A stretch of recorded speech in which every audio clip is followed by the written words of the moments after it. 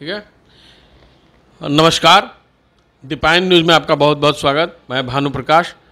अभी अभी हम लोग आए हुए हैं देवंती नर्सिंग होम में, यहाँ की एचआर नीलू दुबे से मिलने के लिए, जिनको अभी अभी पद मिला है जनशक्ति परिषद की महिला अध्यक्ष का पद। आइए जानते हैं और उनसे बात करते हैं। बहुत बड़ा पद है, उनसे बात करते हैं कैसे वे दोनों चीज़ का निर्वहन करेंगी। पहले तो खुद नीलू जी, आपको बहुत बहुत स्वागत है। आप खुद से अपना परिचय दें। मेरा नाम नीलू दुबे हुआ और मैं देवंती मेमोरियल हॉस्पिटल में एचआर हूँ।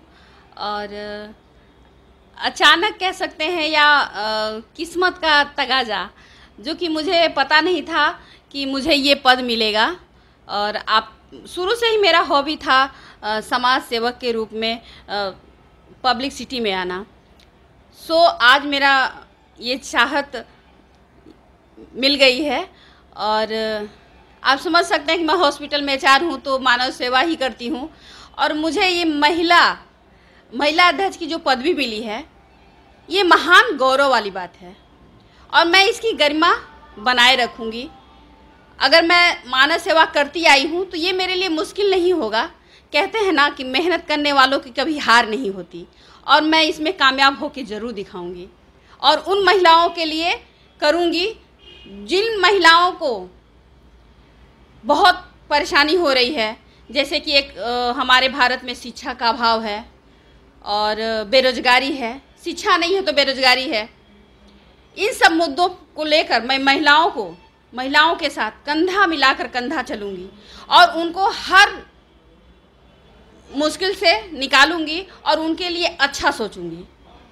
चलिए, नीलू जी ने बहुत बड़ी बात बोली है कि शिक्षा है तो बेरोजगारी नहीं है। अगर शिक्षा नहीं है तो बेरोजगारी है। तो शिक्षा के क्षेत्र में ये काम करेंगी, स्वास्थ्य के क्षेत्र में तो काम कर ही रही हैं। और नीलू जी, इतना बड़ा पद आपको मिला है, तेज प्रताप जी ने देखकर आपको कुछ दिया है, तो और आगे क्या क्या करेंगी आप महिलाओं के लिए? महिलाओं के लिए मेरा बहुत सारा एम है। जैसे मैं सारे महिलाओं से, पूरे बिहार के महिलाओं से संपर्क करूंगी और उनसे अनुरोध करूंगी कि वो हमारे पार्टी से मिलें और हमसे जुड़ के हम उनको बहुत सारा ऐसा चीज़ बताएंगे जो उन्हें परेशानी का सामना नहीं करना पड़ा हो। जैसे कि हमारे गांव की औरतें हैं, घरेलू हिंसा से परेशान हैं। तो घरेलू हिंसा क्यों होती है? कहीं ना कहीं बेरोजगारी है, अशिक्षा है।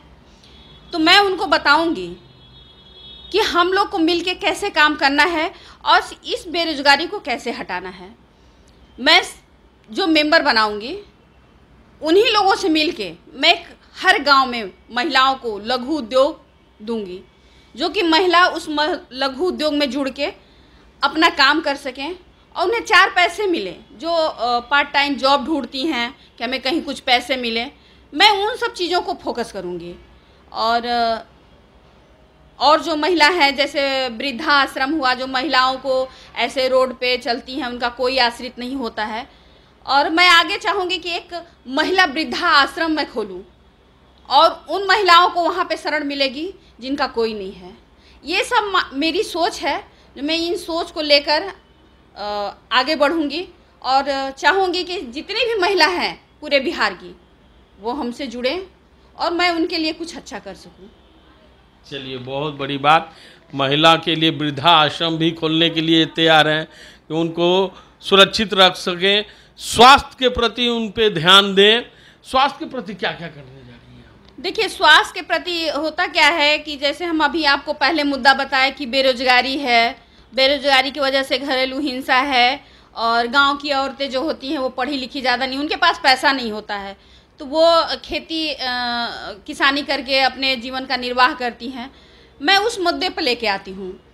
जैसे उन महिलाओं को मैं चाहती हूँ कि एक जो अशिक्षित है तो उनको भी थोड़ा शिक्षा की ज़रूरत होगी, तो मैं पूरे गांव की महिलाओं को इकट्ठा करूँगी और उनको पढ़ने का भी प्रोसेस दूंगी। और रह गई बात स्वास्थ्य विभाग के बारे में पूछ रहे हैं, तो मेरे दिमाग से जैसे हमारे गांव की महिलाएं भी बोली कि बेरोजगार हैं, उनके घर में पैसा नहीं है, बेरोजगारी है, तो उनको कभी हॉस्पिटल में जाना पड़ता है, तो गरीबी की वजह से वो घर में ही रह जाती हैं।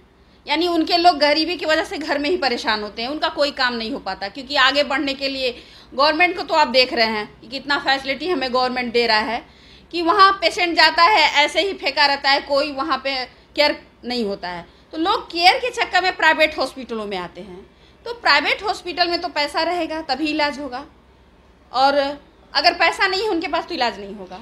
तो पैसा नहीं है मैम, तो कम से कम उनको हेल्थ कार्ड जो गवर्नमेंट की तरफ से मिला है, वो हेल्थ कार्ड क्यों नहीं दिलाने का प्रयास करेंगी?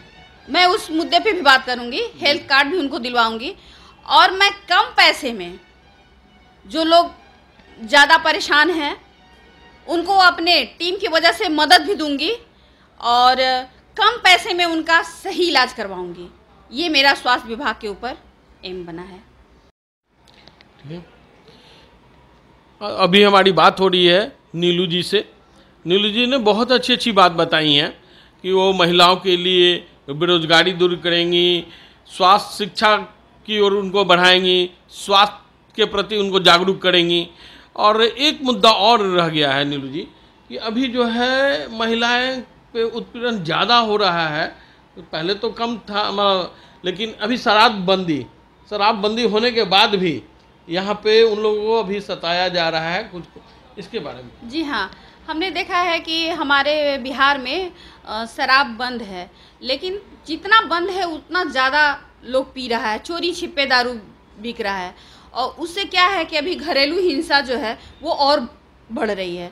और हम चाहेंगे, सरकार से अपील करेंगे और महिलाओं के साथ आवाज़ उठाएंगे कि शराबबंदी अगर बंद है तो फिर शराब मिलता कहाँ से है? शराब मिलता कहाँ से है? अगर इस तरह का कंडीशन है और हमारी महिलाएं जो हैं वो उत्पीड़न हो रही है, उनके साथ घर में मारपीट हो रहा है, तो हम अपने तरीके से कोशिश करेंगे और सरकार से अनुरोध करेंगे कि छानबीन की जाए और जो चोरी छिपे जो बिक रहा है शराब, उस पर बंदी किया जाए ताकि औरतें जो है हमारी सुरक्षित हो सकें। और कहता है ना कि महिला जो होती है, पूरा भार जो सरकार बोलता है कि महिलाओं के लिए हम तत्पर तैयार रहते हैं, लेकिन कहीं न कहीं देखा जाए तो महिलाएं सबसे ज़्यादा परेशान हैं।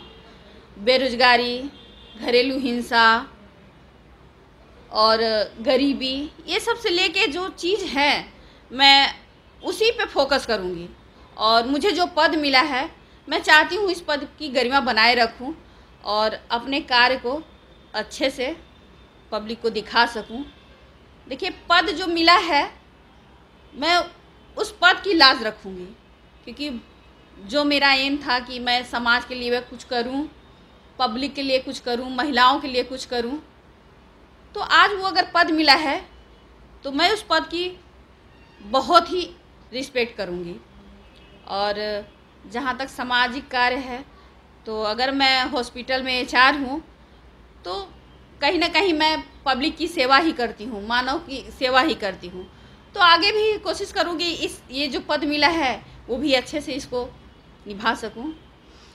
चलिए, बहुत बहुत धन्यवाद नीलू जी, आपको हमारी दीपायन से बात करने के लिए और पब्लिक को बताने के लिए कि जो पद मिला है दोनों पद को अच्छी तरह से निर्वहन करूँ। धन्यवाद आप।